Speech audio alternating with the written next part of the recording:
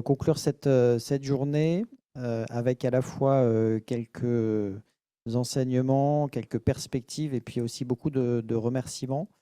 Euh, L'objectif, Emmanuel vous l'a dit ce matin, c'était d'avoir un moment autour des acteurs de l'innovation et notamment des entrepreneurs et d'arriver à connecter, et c'est marqué dans le titre, justement, tous ces acteurs, les faire se rencontrer, parce qu'on avait commencé à identifier certains des besoins, et le Health Data Hub avait travaillé notamment avec certaines startups qui ont été citées ce matin, certaines de Paris Santé Campus, à bien comprendre quels étaient leurs enjeux.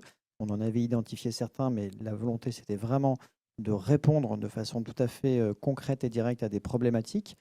Vous les connaissez, c'est celles qu'on a abordées aujourd'hui. Pour certains, vous les viviez au quotidien. La question de l'accès au financement, la question de l'accès à des collaborations, que ce soit avec des sites hospitaliers, des centrales d'achat, des grands groupes. La question de la visibilité de toutes les politiques d'innovation, on vient d'en parler.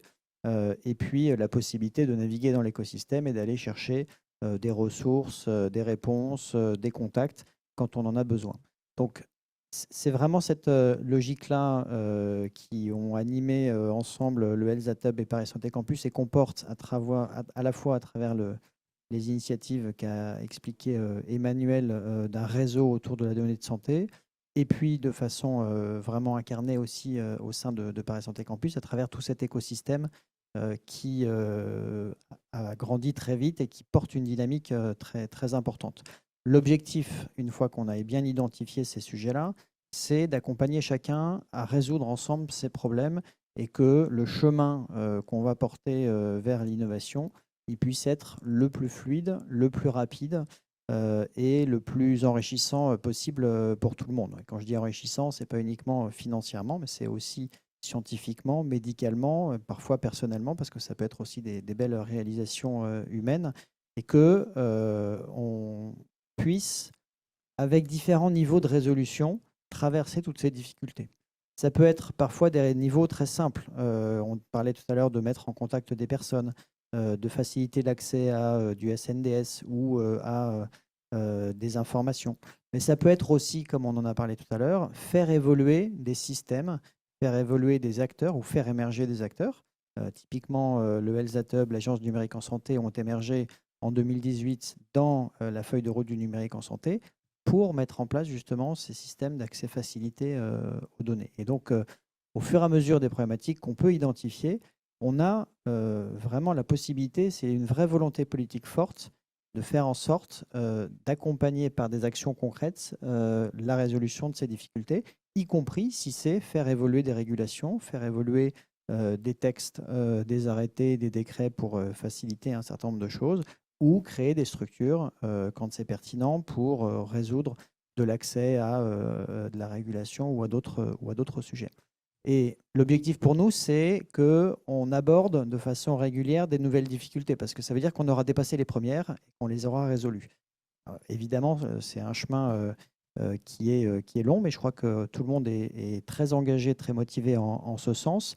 Et un des premiers éléments, en tout cas ce que moi je vois à Paris Santé Campus, c'est de constater qu'on n'est pas seul face à ces questions-là. Et le fait d'arriver à résoudre, à rassembler tout le monde ensemble autour de ces questions, ça donne une force et un enthousiasme qui sont parfois extrêmement importants pour se dire, bah, justement, on a osé, on ne se décourage pas, et puis on y va, on va avancer, et qui montre la richesse de l'expertise qui est disponible en France, qui donne de la visibilité aussi à toutes ces initiatives et qui engage tout le monde à se dire, ben, voilà, la réponse derrière à nos actions, c'est ce qu'on va pouvoir déployer, ce qu'on va pouvoir mettre en avant, ce qu'on va pouvoir faire comme petit pas pour arriver in fine à un résultat qui est important et qui est celui qu'on attend.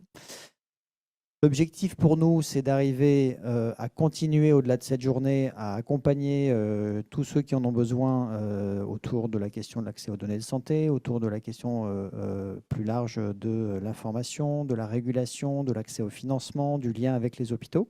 Et donc, cette journée, c'est un moment fort, mais évidemment, elle avait été précédée et elle sera poursuivie par le lien qu'on maintient les uns avec les autres, le Health Data Hub, l'Agence du numérique en santé, nos membres fondateurs et au-delà de ça, Paris Santé Campus, autour des problématiques que chacun rencontre sur l'accès au marché, sur la croissance de ses entreprises, sur les besoins de financement, etc.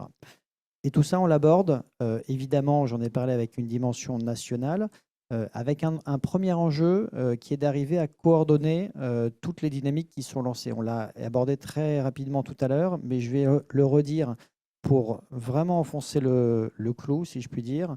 On a parlé de symboles forts, on a parlé de moments inédits. Euh, Vous avez vu les annonces il y a une quinzaine de jours ou un peu plus, 3 semaines, de 12 nouveaux IHU, pardon, j'en rajoute un, et de 4 bioclusters qui sont des investissements massifs. Vous aviez vu les annonces de ce qu'on a appelé les tiers-lieux d'expérimentation. Il y en a 10 qui sont mis en place en France. Et ça veut dire qu'avec ces éléments-là, on a 26 nouveaux écosystèmes d'innovation qui vont venir renforcer toute cette dynamique et avec lesquels notre responsabilité, c'est d'arriver à créer du lien pour arriver à faciliter les synergies et à faire en sorte que chacun puisse utiliser intelligemment les financements qui sont très importants et qui sont mis à disposition. Donc ça, c'est vraiment important et ça se passe sur le territoire national. Mais au-delà de ça, Emmanuel l'a rappelé tout à l'heure, la dimension de réflexion, elle est globale. Et dans cette dimension de réflexion et d'action globale, notre périmètre d'action, il est européen. C'est pour ça, tu pourras en dire un petit mot si tu le souhaites, que le Health Data Hub s'est positionné vraiment en pilote sur les programmes d'entrepôt européens de données de santé. C'est pour ça que l'ADNS s'est mis en pointe dans la réflexion sur les partages et les valorisations des données de santé à l'échelle européenne et qu'on porte vraiment cette logique à la fois d'attractivité pour les autres États membres et puis d'export à l'échelle de l'ensemble du territoire de l'Union européenne.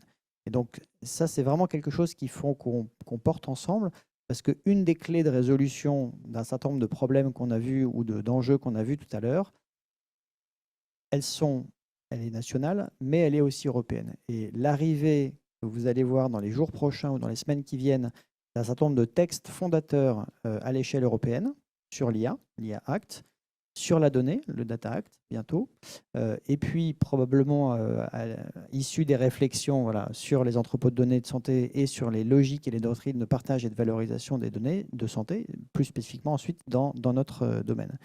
Et donc, ces textes-là, ils vont être essentiels et c'est extrêmement important que la France puisse faire porter sa voix dans la réflexion européenne pour pouvoir poser ses choix, poser ses modèles, en concertation évidemment avec l'ensemble des États membres, mais que ce soit un élément fort, vraiment structurant des dynamiques ultérieures.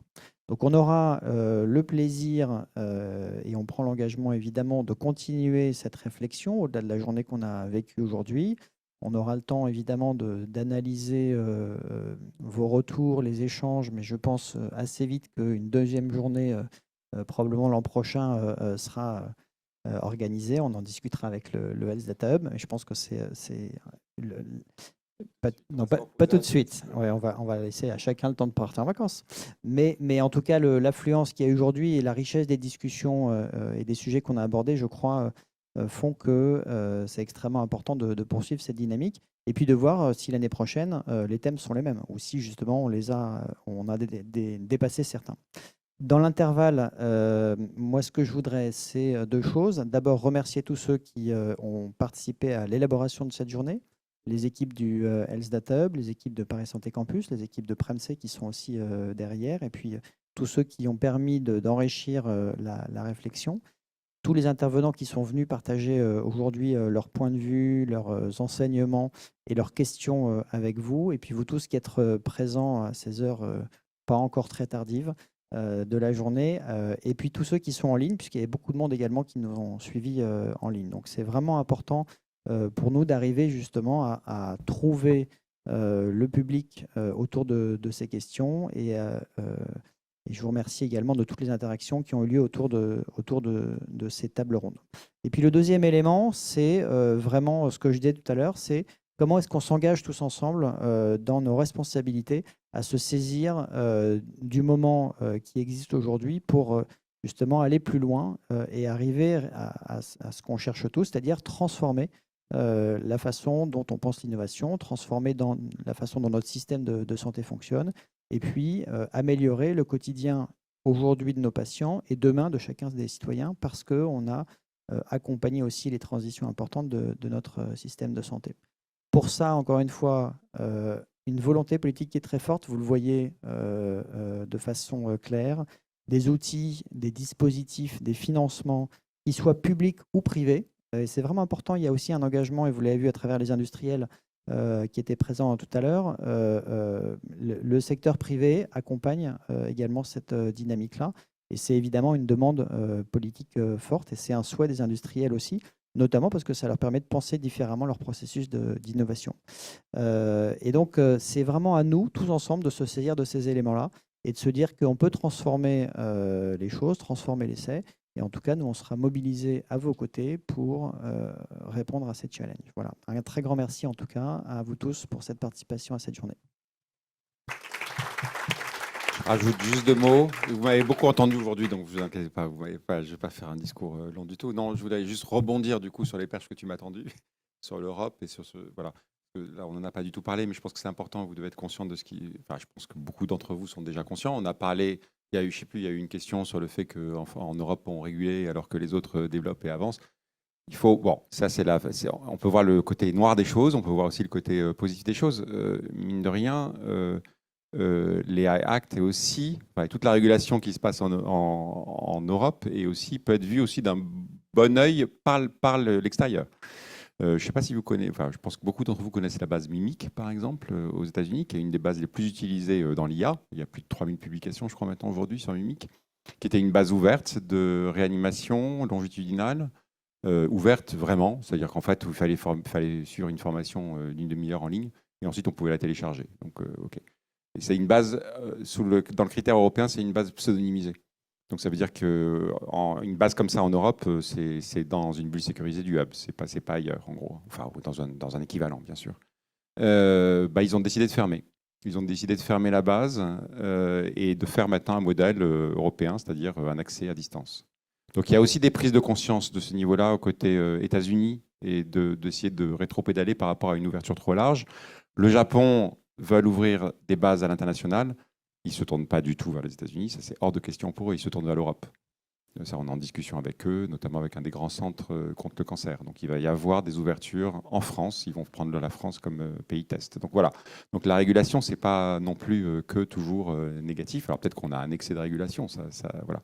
Et dernière chose, je vous invite à regarder, je ne sais pas si vous êtes, Antoine l'a mentionné rapidement, mais il y a un texte, il y a une régulation qui est en train de se préparer sur les données de santé en Europe, il y a un brouillon qui est officiel qui circule, et a priori, c'est une loi qui va être votée d'ici la fin de l'année. Ça va homogénéiser tout l'accès et toute la façon de réguler la donnée de santé en Europe, parce qu'on avait beau avoir le RGPD, en fait, on était très, très hétérogène encore en Europe, donc là, ça va homogénéiser ça. Ça va a priori changer les règles du jeu de façon assez drastique. Alors le vote c'est pour fin de l'année, ensuite vous savez que ça prend du temps pour l'application, donc c'est pas pour 2023, je crois que c'est 2025, mais il y a vraiment alors on ne sait pas si ça va être voté tel quel, hein, mais je vous invite à lire le texte, et il y a des changements assez radicaux, c'est-à-dire que vous faites une demande d'accès à n'importe quelle donnée de santé, publique ou privée. Vous avez forcément une pipeline nationale qui existe pour n'importe quelle donnée de santé. D'accord ? Vous pouvez demander au producteur local, mais vous pouvez aussi passer par la pipeline nationale. Il y a un temps limite de réponse sur lequel il y a une discussion. Est-ce que c'est 2 mois ? Est-ce que c'est 2 mois plus 2 mois ? Mais enfin, ça tourne autour de quelques mois. Et une fois que vous avez l'autorisation, si vous avez l'autorisation, il y a un temps de limite de donner accès. Si le producteur ne donne pas accès, il y a une amende. Voilà, il y a des choses comme ça qui sont assez punchy. Qui, je pense, vont dans la bonne direction. On croise les doigts. Nous, on est très, très mobilisés et très lobbyistes pour essayer d'aller dans le bon sens, et comme l'État français, de façon générale. Donc voilà, c'est des belles initiatives à suivre qui peuvent vraiment changer la donne pour tout le monde, public et industriel.